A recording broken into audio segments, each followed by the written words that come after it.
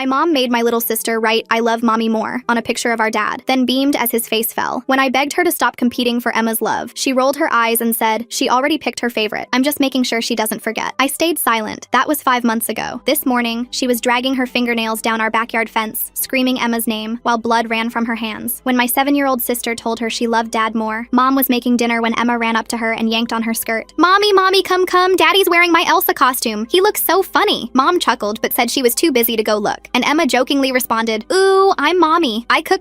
I'm too boring to have fun. She then giggled. That's why I love Daddy more. She ran back to play. Mom laughed it off, but I could tell by her eyes that comment really stung her. The next day, Mom joined in on the fort building after dinner. She crawled through the blanket tunnels with Emma and even did silly voices for the stuffed animals. When Emma asked for ice cream after dinner, Mom said yes immediately. Dad raised an eyebrow, but Mom just winked at him, then proceeded to make Emma laugh by getting ice cream on Dad's nose and licking it off. A few days later, I watched Mom and Emma rolling down the hill in our backyard. Mom's expensive birthday sundress got completely ruined with grass stains and mud. Dad looked horrified, but Mom just shrugged. Memories matter more than dresses. We all thought it was extremely cute. Until then, Mom's actions started becoming more than just fun. Dad came home from work with a new puzzle for him and Emma to do, and when Mom saw it, she immediately announced that and Emma were going for ice cream. Just us girls tonight? Dad's face fell, but he didn't argue. Even worse, this became a pattern. Every night, Mom would plan some special activity for her and Emma that excluded Dad completely. I remember one specific Saturday during family drawing time the next day, Mom kept whispering to Emma. I watched her encourage Emma to draw Dad with a frown and write, I love Mommy more, at the top. Dad saw the picture and his shoulders slumped. Mom just beamed like she'd won something. A few days later, Mom got finger paint and started painting directly on our living room walls with Emma. When Dad tried to stop them, Mom grabbed Emma's hand and they ran outside giggling. Me and Dad spent 3 hours scrubbing the walls clean. 2 days later, I was looking for Christmas decorations in the attic when I caught Mom lifting Emma through the opening onto the roof. The roof had no safety rails and slanted sharply. I screamed at her to stop and she rolled her eyes. We're just having fun. You're as boring as your father. The car incident happened on a Tuesday. Dad and I left Emma and Mom in the car while we went into the store to grab snacks. But when we came out, what we saw made our jaws drop. Emma was behind the wheel of Mom's SUV. Mom was in the passenger seat urging, press harder on the pedal, sweetie. Emma pressed too hard and crashed straight into a parked vehicle. The owner came rushing out minutes later. Dad immediately took the blame and handed over his insurance information plus $500 in cash while Mom was telling Emma she did great. That night, I went to check on Emma. She was curled up in her princess bed, and when I sat down, she whispered, Mommy is starting to scare me. Dad and I staged an intervention the next morning. We sat Mom down and explained she was frightening Emma with these dangerous activities. Mom's face went red. You're ganging up on the fun parent. Emma loves me more now. She said so. We tried to reason with her, but she stormed out. The next day, Dad discovered Mom had drained their entire savings account. $4,000 gone. He found the receipt. She'd bought a massive commercial-grade bouncy castle for the backyard. Emma will love this, she said when confronted. I came home from school a few days later to find Emma in the backyard holding Dad's axe. Blood was running down her leg from a gash. Mom stood nearby clapping. Come on, sweetie, this is fun. Don't mind the cut. Tough girls don't cry. Emma looked like she was about to sob. I grabbed the axe and Dad carried Emma inside to bandage her leg. Mom followed us yelling about how we were ruining everything. That night, we sat Mom down and told her very bluntly, she either stops or Dad and I are leaving. She scoffed at first, but when she realized we were serious, she agreed to let up. Well, that lasted for an entire 2 days. That's when we got the call, directly from Mom. She was sobbing so hard we could barely understand her. I messed